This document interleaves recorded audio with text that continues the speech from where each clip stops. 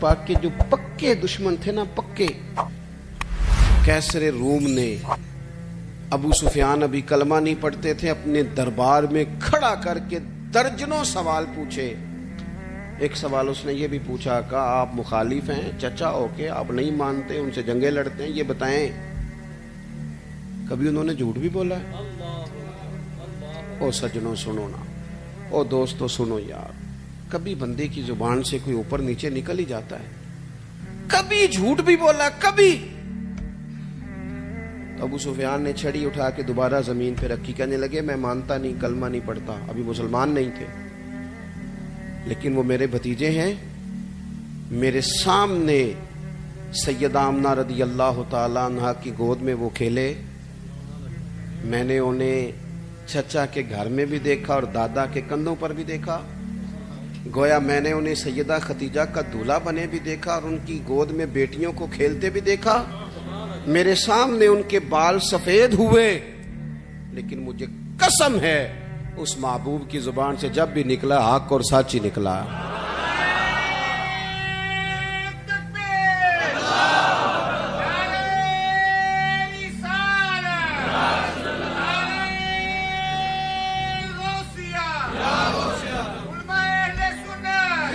میں بس بات ختم کرنے لگا ہوں، آپ نے توجہ کرنی ہے۔ سچ اور ہمیشہ جو تیری جان کے دشمن ہیں وہ بھی کہتے ہیں امین تو ہے اور صداقت کی آبرو تو ہے۔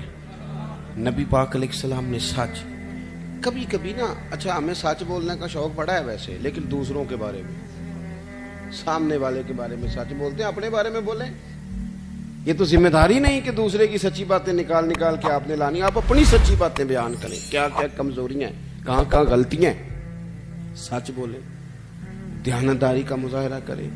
رزق آپ کو تسلی وہ والا دے گا جو لقمہ حلال ہوگا، جس میں آپ میزش ہوگی وہ پیٹ میں چلا تو جائے گا، طاقت نہیں بنے گا، وہ بے قراری بنے گا، وہ بے سکون۔ کوئی بھی چیز جو اضافی تو ایک یہ دانت میں کوئی اضافی چیز کبھی لگ جائے تو سکون نہیں لینے دیتی، اضافی ہوتی ہے نا، وہ اپنی نہیں ہوتی، وہ نکالنی پڑتی ہے۔ جو چیز اضافی آ جاتی ہے نا وہ بندے کو بڑا بے سکون کرتی ہے۔ اس لیے جو جائز چیزیں ہیں ہمارا حق ہیں، اس کے علاوہ جو شے بھی آئے گی وہ ٹینشن دے گی۔ لوگ کہیں گے پتہ نہیں کیوں بور ہو رہا ہوں۔ لوگ امام شافعی سے ایک شخص نے کہا میرا حافظہ بڑا کمزور ہے، تو ہم لوگ تو دلیر نہیں نہ ہوتے، باتیں نہیں بتا سکتے، وظیفہ بتا دیتے ہیں، یہ پڑھا کرو ٹھیک ہو جائے گا۔ اس نے کہا حضور میرا حافظہ بڑا کمزور ہے، تو امام صاحب کہنے لگے گناہ چھوڑ دے، کثرت گناہ حافظے کو کمزور کر دیتے۔ سچی بات کر دی کھول کے۔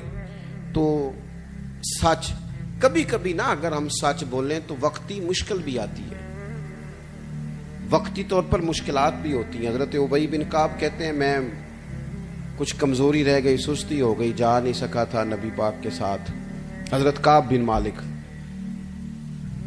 جنگ تبوک میں جا نہیں سکا تھا، سستی ہو گئی۔ فرماتے ہیں میں حضور جب واپس آئے تو جو منافقین تھے انہوں نے جھوٹ بولے، حضور یہ مجبوری تھی، یہ مجبوری تھی، حضور خاموش ہو گئے۔ میں نے عرض کی یا رسول اللہ بھول گیا تھا، سستی ہو گئی، خیال تھا کل پہنچ جاؤں گا، پرسوں چلا جاؤں گا، لیکن وہ سستی ہو گئی۔ سچ بولا۔ 50 دن حضور ناراض رہے۔ ایک شخص بھی مدینے میں مجھ سے کلام نہیں کرتا تھا، لیکن فرماتے ہیں پتہ ہے اگرچہ مجھے وقتی تکلیف ہوئی پر پھر میرے سچ کی مجھے جزا یہ ملی کہ اللہ نے قرآن میں میری توبہ کا ذکر فرمایا۔ ان کی توبہ اب تلاوت ہوتی ہے۔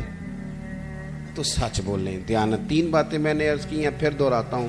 ایک تو کوشش کریں مزاج کسی کو تکلیف نہ دیں، ہماری طبیعتیں بوجھ بنتی ہیں، اس سے لوگ آزمائش میں آ جاتے ہیں۔ دوسری بات، کسی کی کوئی خدمت ہو سکتی ہے، کسی کا کوئی بھلا ہو سکتا ہے، مومن کا وجود نفع بخش ہوتا ہے، کوشش کرے کسی کا کتنا کو بھلا کر سکتے ہیں۔ اگر خود غرض بنیں گے نا، اپنا ہی گھر بنائیں گے، اپنی ذات پہ سوچیں گے تو خود غرض ہو جائیں گے۔ کچھ کسی کے لیے کر گزریں، کچھ کر دیں، نام رہتا ہے۔ میرے حضرت صاحب فرمایا کرتے تھے کہ اگر اپنا بچہ نہیں نہ پڑھتا تو کسی غریب کا بچہ پڑھا دو، اس پہ پیسے خرچ کر دو، وہ کچھ کر جاؤ نا زندگی میں۔ वो मतलब अपना बच्चा अगर नहीं भी पढ़ता नलायक तो उस पर हजारों लगाने हैं, और एक बच्चा बेचारा ऐसा है जिसके पास फीस ही नहीं है, पढ़ ही नहीं पा रहा। तीसरी बात ये अर्ज की आपकी खिदमत में, जिंदगी सच्चाई वाली गुजारें। पता है दुनिया में रिश्ते एतमाद से कायम होते हैं। हमारे यहाँ ना झूठ आम हो गया है, झूठ बोलते हैं, बेटे के हक में झूठ बोलते हैं, बेटी वालों को सच नहीं बताते। इसी तरह बेटी वाले भी अक्सर सच नहीं बताते। वो जब राज खोलते हैं तो एतमाद टूटता है। अब मियाँ बीवी का रिश्ता इसने कायमी एतमाद से रहना था, लेकिन जब उसकी बुनियाद झूठ पे है वो फिर एतमाद नहीं रहता। हम अपनी जिंदगी अगर हमारे उस्ताद साहब थे तो पता है ऐलान कर रहे थे रमजान के आखिरी जुमे में, मैं पढ़ता था उस वक्त, उन्होंने ऐलान किया ईद की नमाज का, कहने लगे 9 बजे आ जाना सारे, मैं मुनासिब वक्त पे जमात खड़ी करा दूंगा। मैंने बाद में अर्ज की हुजूर ये क्या ऐलान हुआ 9 बजे आ जाना मुनासिब? कहने लगे पुत्र अगर मैं कहता ना 9 बजे जमात खड़ी करूंगा तो मिंबर पे बैठा था, मुसल्ला है, मस्जिद है, 9:01 भी तो हो सकता है ना, तो डर लगता है ना। हमारे हाजी अबू दाऊद साहब रहमतुल्लाह अलैह के यहाँ जब इज्तिमाई कुर्बानी का इश्तिहार छपता था ना, यहाँ सब ने लिखा होता है फी हिस्सा इतना, उन्होंने नीचे लिखा होता था कमी बेशी बता दी जाएगी। वो कहते थे सेम इसी कीमत का पूरा जानवर 100% खरीदना, ये कई दफा मुमकिन है भाई, कोई जानवर 40 का मिलता है कोई।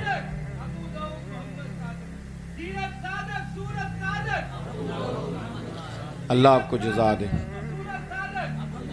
अल्लाह ताला जो। मेरे अजीज तो कोशिश करें जिंदगी में झूठ ना हो, बददियानती ना हो, ये हमें हमारे रसूल ने दिया है और इन चीज़ों की हमें ज़रूरत है।